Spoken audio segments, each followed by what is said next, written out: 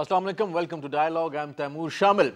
Foreign Minister Shah Mahmood Qureshi's visit to UNGA, his speech, and this tour primarily at UNGA and to New York was very happening for Pakistan, for that matter, generally, and for the Foreign Minister as well.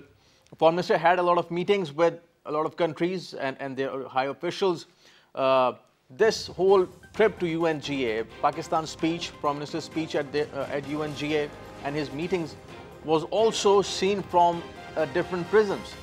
Also from the Indian prism as well, because India was also the focus of his speech at UNGA. He talked about several things about Pakistan's peace and stability, the efforts by Pakistan for the peace and stability in the region. At the same time, he also talked about Afghanistan as well in his speech. Foreign Minister Shah Mahmood Qureshi had meetings with the American high officials on the sidelines of UNGA.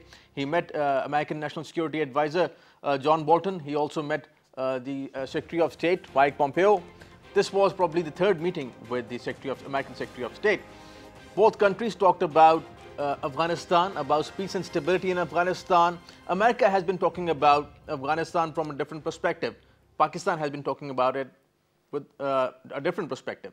America's point is that Americans want Pakistan to bring Taliban for the peace talks with the Kabul government, primarily with the Americans. And Pakistan has made it very clear this time once again that Pakistan stands for peace and stability, and Pakistan would try its best to do what Pakistan can do. But at the same time, Pakistan would work for Pakistan's own national security, what would be in Pakistan's best interest.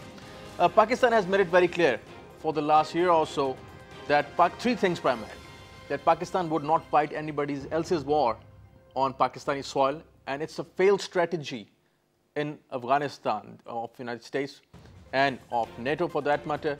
And Pakistan would support anything that would be Afghan-owned and Afghan-led in Afghanistan, and Pakistan would stand by it.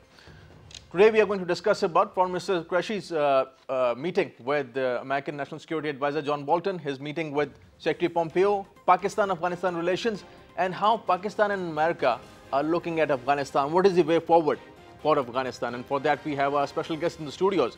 Our first guest is Ambassador Sarwar Naqvi, renowned senior diplomat and an expert on Pakistan's foreign policy. Sir, welcome to the show. Our second guest is Mr. Ahson Bashir, renowned senior defense analyst and an expert on Pakistan-Afghanistan relations. So welcome to the show. Our third guest is Mr. Sheryar Khan. Dr. Sheryar is an expert on international affairs and also an academician. Welcome to the show, Dr. Sheryar. Mr. Naqvi, starting with these meetings of Foreign Minister Qureshi with the American top officials, with National Security Advisor and with Secretary Pompeo. This was probably the third meeting with Secretary Pompeo in the last couple of months, which is very interesting because Americans and Pakistanis have been working closely. How do you see these meetings in the wake of what is happening inside Afghanistan? Is there a major breakthrough? Do you see that both countries would be moving forward in an amicable way? How do you see it? Well, in the first place, for good or for bad, or worse, the key issue between Pakistan and United States is now Afghanistan. And Foreign Minister Shah Mahmood Qureshi said as much when he said that the road to United States and Pakistan relationship lies through Kabul.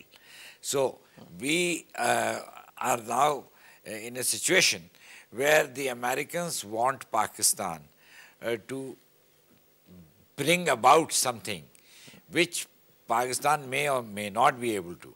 Therefore, I personally feel that the talks, I don't know, I'm not privy to what all the details were, but the talks should have covered direct bilateral relationship with the United States as well. I mean, the relationship between Pakistan and the United States is very, very wide and comprehensive. And there are many areas, particularly in development, in education, and in cooperation in many vital projects of energy, etc. Right. There, we don't know what happened because Afghanistan is actually hogging up the attention. Now, in the meetings with Bolton, I think it is important that the perspective of Pakistan has been conveyed. And as you said yourself, that the meetings with Pompeo have taken place a number of times. But with Bolton, this was perhaps the first encounter. And therefore, I think that was significant. I think though there are divergences between Pakistan and the United States, because we both want the same objective of peace and stability in Afghanistan, but our paths are different in regard to realizing it. Though there's this divergence between us, I think it is important for Pakistan to remain engaged with the United States. And the United States, very significantly, by holding these talks, they are still wanting to keep Pakistan on the right side of their policies, because unlike what President Trump's tweet of 1st January of this year, there is engagement, and this engagement is aimed at finding some ways of working together, cooperating together, and that I think is important. Right. Mr. Ahson Bashir, perhaps many experts are of the view that Pakistan-US relations have seen new low in their relationship. The cutting of the coalition support fund, for that matter. Also, there were several exchange programs that Pakistani officers were in the United States. They used to go, but they don't go there anymore. And several other things, talking about that tweet on the 1st of January. There have been statements, critical statements from the American side, also from the Pakistani side. But Foreign Minister Shah Mahmood Qureshi was very optimistic about meetings with the National Security Advisor, American National Security Advisor, and Secretary Pompeo. The new low and the positivity in his meetings with the American officials, how do you see it? Bismillah ar-Rahman ar-Rahim. To begin with, Tammur, I would say that America has got two faces to really show to the whole world. And that is, on one account, this is what they were saying to Pakistan, that Pakistan has to do more, and that stick and carrot policy was out there. But once they saw that Pakistan is now feeling agitated, and it is not no more going to do what they are asking for, and trying to be always master, and they were trying to dictate the terms to Pakistan. Pakistan all is a sovereign country, and for the first time I would say that Pakistan once started to tell them that no, we have our own policy now, and that policy will be what we will try to tell you, that what to do and what not to do, and that would be the policy which is in the best interest of Pakistan and not anyone else. We have seen you that we have been your ally in the Cold War. We have seen the post-Cold War era also, where you just went away, and there is a list of number of occasions where Pakistan has been dumped, and Pakistan enemies have also been encouraged to bring about and bring them into Afghanistan and other places, and getting them bigger roles and trying to support them on so many occasions, which are directly linked to the economy of Pakistan or to the overall relations or an image of Pakistan which is there the world over. So that is one phase which they have on the ground. They try to take that. The other is they are very much concerned about their own country, their own things, and they own it. And there they have a different policy in which they always try to do that same policy which Pakistan tries to tell them, that we are sovereign and this is which is best to us, suits us, we will do. And what suits them the best, they always do that. And they don't care for that was the reason that they saw that Pakistan has to be pushed forward and pushed more to do what they wanted to do. That's what they did in CSS. They just tried to hold our support funds and cut down on our economy, cut down on our funds, our loans, and there's a list of all these things which is going on. And at the same time, they have got a very different relations developing with India. There is a very particular reason for that, that they are trying to boost an enemy of Pakistan on one end, and they're also trying to create a watch guard in this region as well. And once they're trying to create a watch guard in this region, the obvious interest is, it is not only Afghanistan only. For America, the interest is, one is Afghanistan, but there is another interest also, which is basically now pinching them a lot, and that is that bipolar world affair, and that Chinese economy which is threatening their economy, and this CPAC project which is coming into Pakistan, and Pakistan is seeing in a different shape altogether. So that is another phase of America where they are feeling perturbed about it, and they want to keep the relations going on the one end, but they also want to have a checks and balances on the other end. Checks and balances on, you're talking about the Americans? No, the check and balances of Pakistan and its policies and all that, and they want to keep them so that we can, the Americans, they think that we can have, a subordinate in this region we must have, and they don't want to lose Pakistan also, let me tell you. Certainly, and this is very interesting, Dr. Sheryar, that when we talk about Afghanistan, let's say Pakistan-Afghanistan relations, Pakistan and Afghanistan relations are not just bilateral, because Afghanistan itself is, I would say, an international issue now. United States over there, NATO forces, Taliban, Afghan government. Then there are other stakeholders in Afghanistan, certainly. We have Pakistan is one, because Pakistan is neighbors with Afghanistan. So is Iran, for that matter, Tajikistan, Russia, China. So how should we go about dealing with an international power, also keeping in mind perhaps the biggest international power in recent times, and dealing with Afghanistan? Well, Tammur, if you look at Afghanistan and the actors that are involved there, and you mentioned a few actors there, and all these actors, if you listen to them, their official policy is to achieve peace in Afghanistan. And they all say, if peace is achieved in Afghanistan, so it will benefit everyone. But as a matter of fact, they all have their own interest there. The mechanism of achieving peace is different for each country. Now what happens? You saw that United States for the first time held direct talks with the Taliban, which was not liked by the Afghan government itself, because Afghan government didn't trust the American governments that what agreements they are reaching, or what are the talking points. So Russia also wanted to be involved, and it said we will hold talks, which was not liked by America in Afghanistan, and that's why those talks, proposed talks, were scuttled. And just to add to what you are saying, it was also a question of legitimacy for the Kabul government, because if they were dealing directly with the Taliban, yes, that could have given them that legitimacy that they're because they believe that they're the legitimate and rightful government in Afghanistan. So why they are kept aloof from this situation? Now you see there is a trust deficit with every stakeholder. So is the case with Pakistan and Afghanistan. We have that great trust deficit.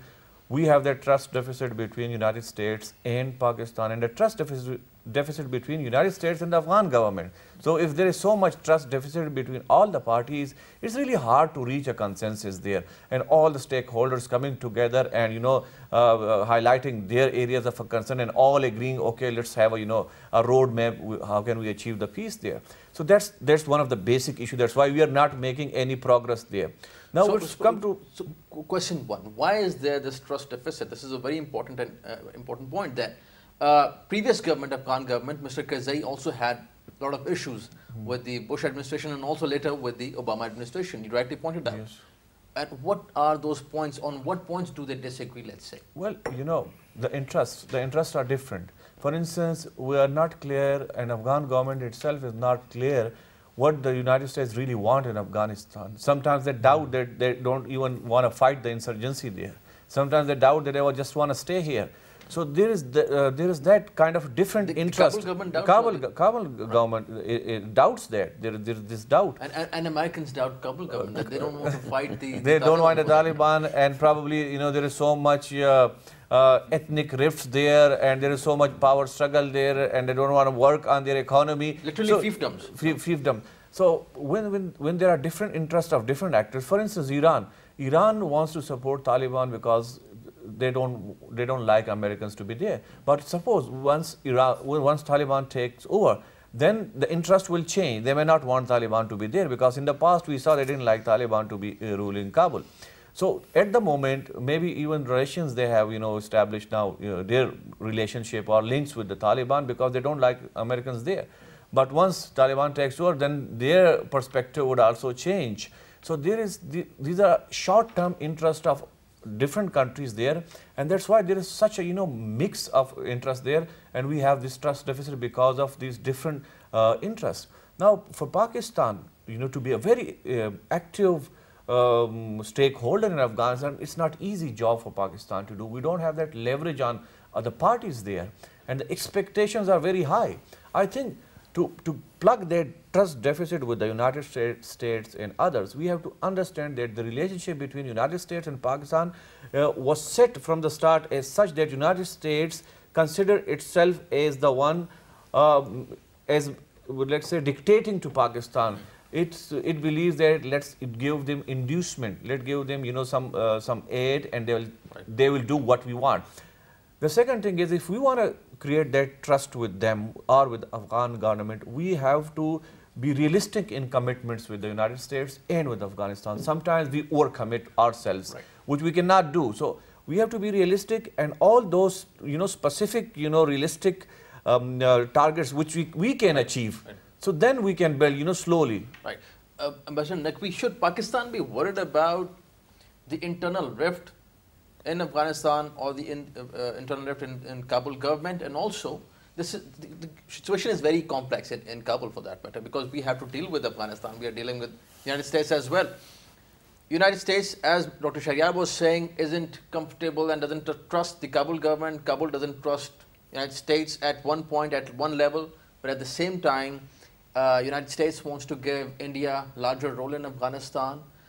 Since you have been dealing with India as well when you were serving, should Pakistan be worried about India's presence in Afghanistan, and to what extent, to what level is India involved in Afghanistan?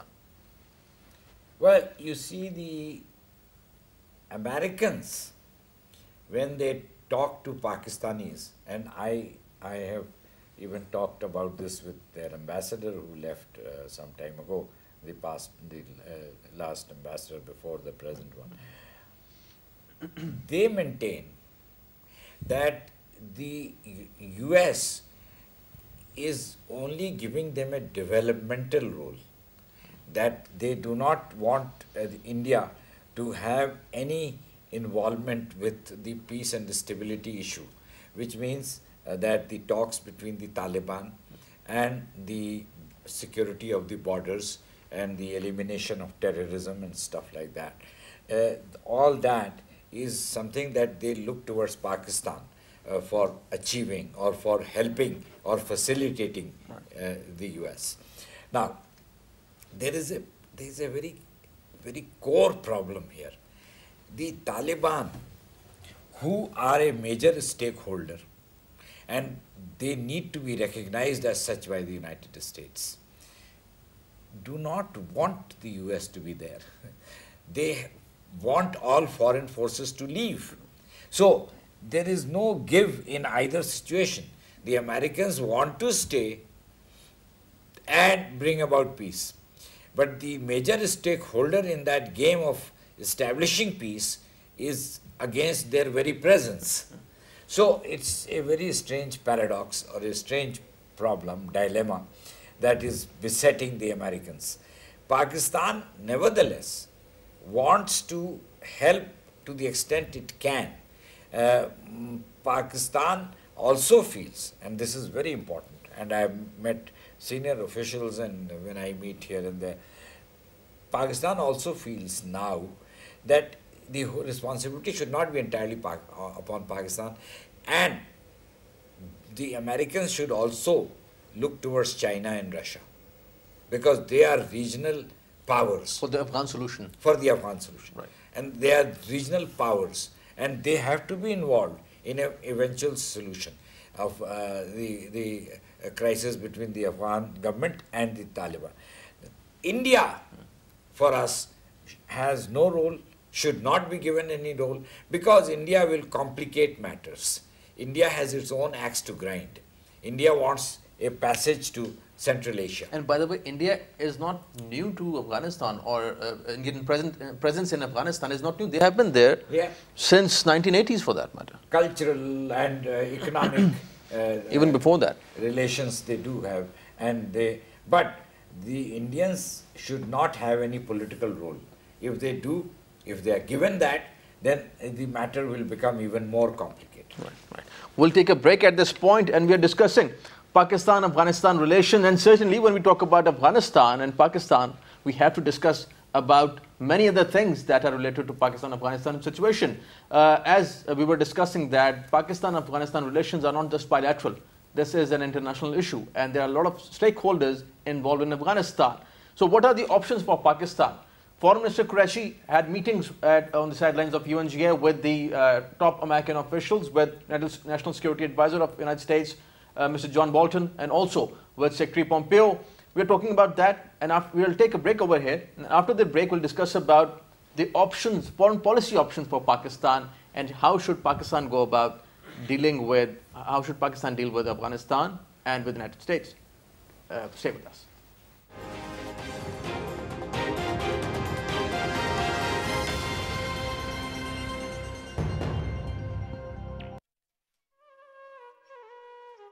Passion for polo will be the highest on the world's highest polo ground. Shandur invites visitors to experience a traditional polo tournament between the teams of Chitral and Gilgit. The tournament is held on Shandur Pass, the highest polo ground in the world, at 3,700 meters above sea level. The first time a polo tournament took place on the Shandur Pass was in 1936. It is a place unique and exotic in itself, surrounded by some of the most spectacular mountain scenery in the world. The event marks the annual rivalry between the teams of Chitral and Gilgit. The polo tournament has some added attractions for the visitors: trout fishing at the nearby streams and lakes, and a festival of folk dances and music of northern Pakistan. The event in itself offers a fascinating insight into the lifestyle of the people of this region. Their culture and indigenous customs are a delight to behold for the visitors. Crystal clear lakes, snow-covered mountains, alpine flowers, and vast stretches of green grass are added attractions. Fairs and festivals of Pakistan.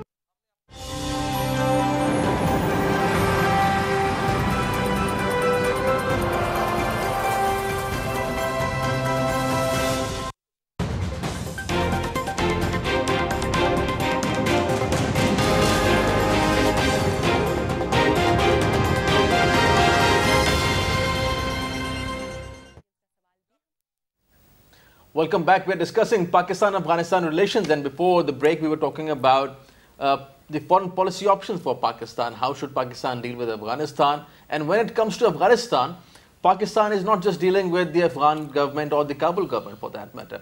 A big power, United States is there, NATO forces are there, and there are a lot of other stakeholders in Afghanistan. When we talk about regional peace, certainly we also talk about Afghanistan, because if Afghanistan is stable, there are so many projects that can be worked on, and the countries in that region can benefit from those projects.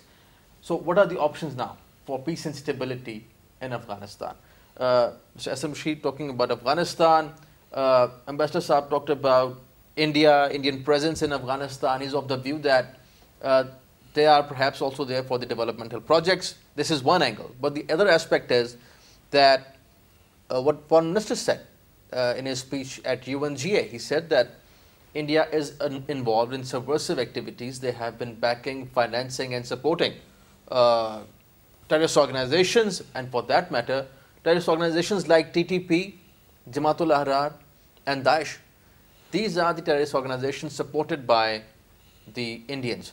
So when the United States is saying that we are going to give India larger role in Afghanistan, Pakistan is skeptic that it is not just developmental or economic. It is much more than that. Do you agree with this? I think, Tammur, the Americans never clarified as to what greater role they want to give to India. They just left it to the discretion of Indian RAW to decide for themselves to what role they want to adopt and how they want to go for activities which are subversive activities, and they want to use that foreign land to really have and plan all those things through which Pakistan has suffered for a very long time. Now that is basically the game which is, and that is where the trust deficit also is rising, which is keeping basically the relations between America, Pakistan, Afghanistan and other countries in this region at arm's distance from each other. Because the role of India in Afghanistan, there is no reason for India to be out there. Well, of course, all right, for developmental progress, then they should be defined as to what developmental project India has been given. Has the Indians been given to develop roads around Kabul? Have they been given this much of money, and from where that funding has been given to them? It's not only Indian money which is also being spent in Afghanistan. It is someone else's money also being spent by India on under that blanket of developmental programs which is run in India. But it is basically aimed on certain other things.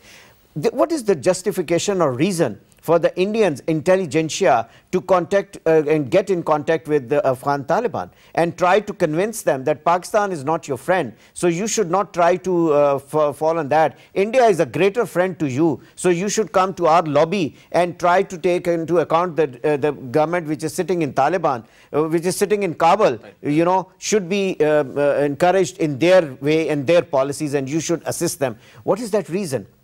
So where is that? Is this a project given to them by someone? A project, this is a developmental project that they are trying to talk against Pakistan while using a foreign land. And once Pakistan says about it, and when Pakistan gives credentials and absolute, evidences has been provided, in which I would say Gulbashan Yadav himself has confessed on that account that yes, that land was also being used for planning against Pakistan, and financiers and planners were out there. So all these things are very, very clear onto that account. Pakistan has got nothing to do with any developmental project. Any country can come and do it. Pakistan would be really appreciating it, as Pakistan wants peace and development in Afghanistan for sure. But then not on this account that India tries to do it, on the account of the security of Pakistan gets compromised. This is the important point, Dr. Sheryar. India in Afghanistan and Pakistan's concerns regarding India, its presence in Afghanistan, and Pakistan is skeptic. Rather, Pakistan has evidence that these terrorist organizations have been supported by the Indians. And also, when Foreign Minister Shah Mahmood Qureshi categorically talked about Army Public School attack and other several attacks, certainly Pakistan is very vocal about this Indian presence in Afghanistan. How do you see this? Would Americans, let's say, be open enough to accept what Pakistan is saying, or would they interact with Pakistan and talk with Pakistan on this issue? Well, if unfortunately, United States the United States relationship with Pakistan now in the context of Afghanistan, that how they're gonna get the outcome they want with the help of Pakistan. So they're looking at their relationship through the lens of Afghanistan. With us, the issue is this. With Afghanistan, we have India in mind, because we see that Indians have now a greater influence there, and Pakistan's threat perception is this, that India has now encircled it via Afghanistan. Now, for this to settle down, Pakistan has now a kind of two-frontal diplomatic war now.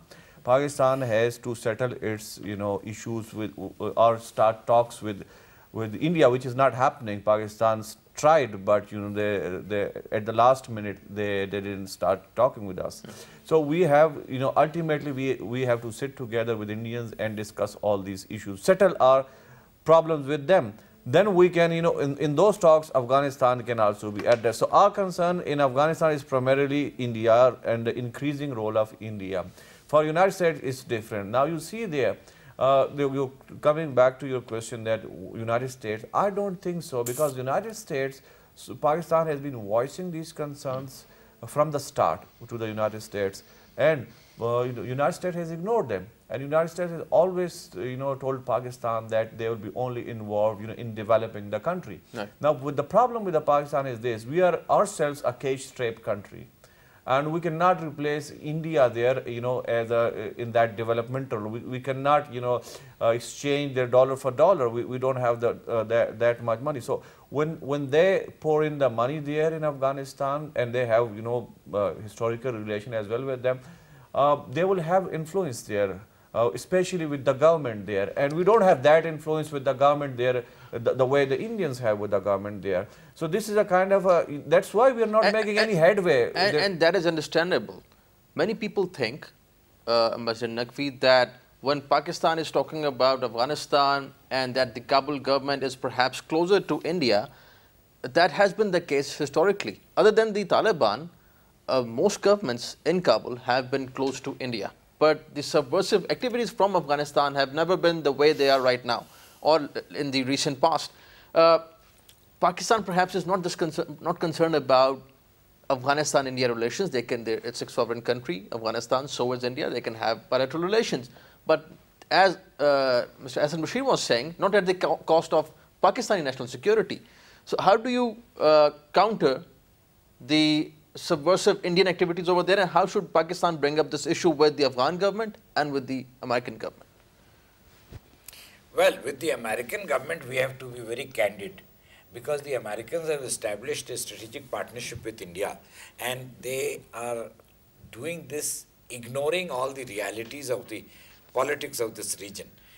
Pakistan, India, good or bad, unfortunately or unfortunately, we have a history of contentious relations. We have a history of animosity, of acrimony, and this is something that the world knows. I mean, you don't have to talk even to a German or a Frenchman about India-Pakistan discord. They know it. It is something that is in the news everywhere. So the Americans should be mindful of it. They have been in this region for such a long time, and they want to do things here in this region. They must be mindful of Pakistan's sensitivities about India. So let Afghanistan, let them have good relations or normal relations with Afghanistan. India can do that, and India can help them in their development work. But many experts also think that this decision of giving India a larger role in Afghanistan was deliberate from the American side, because obviously they know what is going on in Afghanistan and the rift between India and Pakistan. So do you think that was deliberate? I think yes, but they don't admit it. And that is what I will pick up what my friend here said, that the Americans have a double face. Because, I was in Singapore for the Shangri-La dialogue. I had gone there. And James Mattis, Defense Secretary of the United States, was there. And I raised a question from the floor. And I asked him about Indian role in Afghanistan. I said that India has no contiguous border with Afghanistan. Do you think that is helpful for establishing peace in Afghanistan? And he said, in reply, and it is on the website and on record. Online on record. Right. He said that the US only wants India to help with the development of Afghanistan. It does not want India to be taking part in the peace negotiations. Right. And there we look towards your country for establishing peace in Afghanistan. So though it is deliberate, but they have never admitted it, and they don't publicly admit it. Now, the problem here is that the Pakistan position should be understood, but if it is not understood, then it should be told to them quite candidly. However, with the Afghans, we have to say that we are your well-wisher. You decide. We have to take a different line, and we have to say we are your, and it is valid that we want you to have good relations with whichever country you want. Right. But we ourselves have an interest. There is a population in Afghanistan which is half, it is a large part of the family or the tribe or the larger clans of Pakistan-based They're on both sides. population also. Right. So, there is such a vital blood link between the two countries that the Afghans should appreciate and they should trust. And I think when Foreign Minister Qureshi chose Afghanistan for his maiden trip, this speaks volumes about Pakistan's readiness, let's say, or inclinations towards Afghanistan and towards peace and stability in that region. Yes. So just one point, one more sentence. You see, the Afghans the Afghans have various doubts and suspicions about Pakistan. And that, I think, we are partly to blame, because we have ourselves not been always above board with the Afghans. But I think now, with a new government here, and with a new perspective, and Shah Mahmud Qurashi's focus on Afghanistan, I think we should be trying to develop a trust with Afghanistan. And certainly that will go on gradually and step by step. But before that, Mr. Ahson, talking about the security situation as we are discussing about Afghanistan, India's role in Afghanistan, United States, and as we are discussing, it's a complex situation in Afghanistan.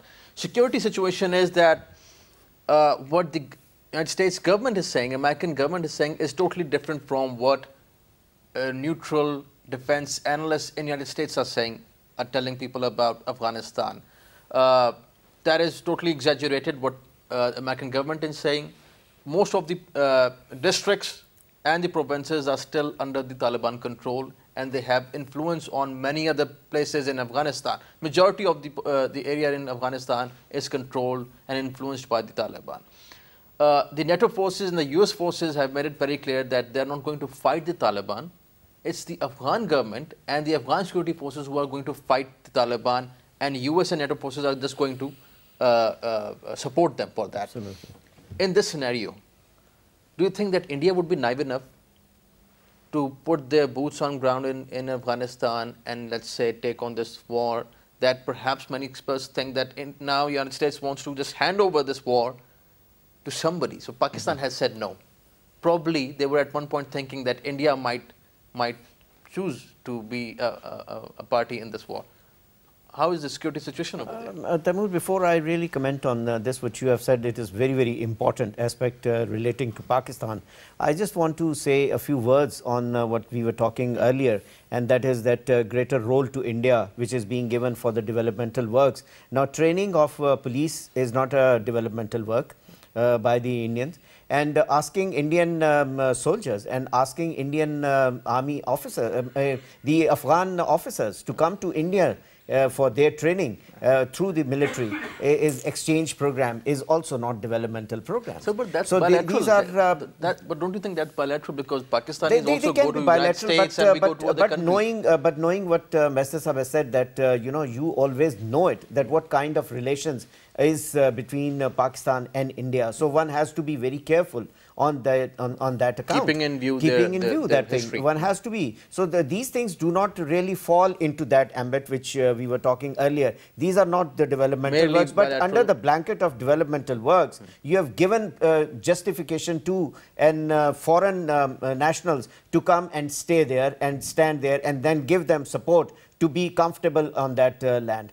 However, even if they make a mandir in Kabul, which they have done, is also one of the developmental works, but the process is something different, which is altogether going on. Security situation, as far as India will not leave any stone unturned to plan any nefarious activities against Pakistan, right, and from where they would do it. This is the best land which they have to do it. But India is also very shrewd, and I wish to see Indian troops really to come on Afghan land, and they should take on with them the security of the land, the Kabul security, and the other places in Afghanistan, and they should come and do that. But India has not yet sent any troops out there. Rather, they have at number of occasions said that we are not thinking on this kind of option, because this is not an option for India to really engage its army in Afghanistan, because Afghanistan has got a history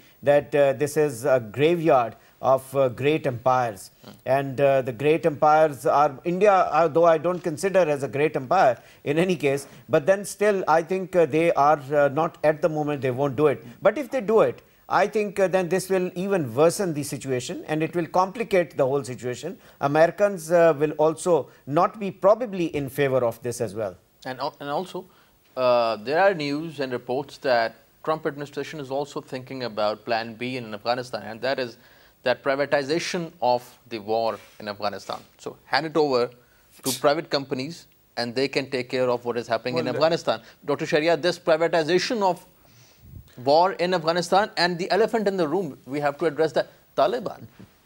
They're gaining day by day. Now they're having direct talks with the United States, not with the Kabul government, denied legitimacy to the Kabul government. The future of Afghanistan and the war in Afghanistan. Well, you know, the privatization is already happening. A lot of those, you know, the functions and the services of the United States Army, they're being done by private military and security companies already, not only in the war zones, but also within the United States. And they have an economy of now $600 billion plus economy of these private companies. So private military companies are there. They're already there in Afghanistan. Now, what the talks are of, you know, the boosts of, you know, these private companies to engage in actual fight. They're in support role there. And that can also happen, you know, part of it can happen because this is how the United States has reorganized now its, you know, forces. They are outsourcing a lot of job there. But I don't believe that will be a game changer. That's a big game changer. It will just save United States, you know, some money. It will save them, you know, that body bag issue that they have. It will save it, you know, from them.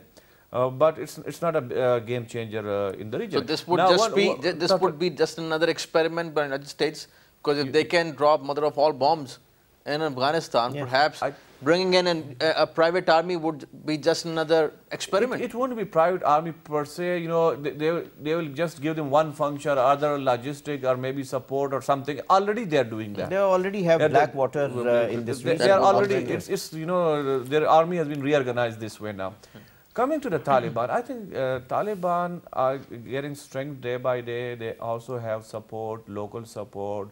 But Taliban are also, you know, I see them as cards in this big game, being supported by one actor or the other from time to time, just to fulfill their own, you know, short-term or long-term national interest. And we should not consider that Taliban is that much, you know, genuine force throughout Afghanistan, because we saw the elections and the support of the people to the government as well.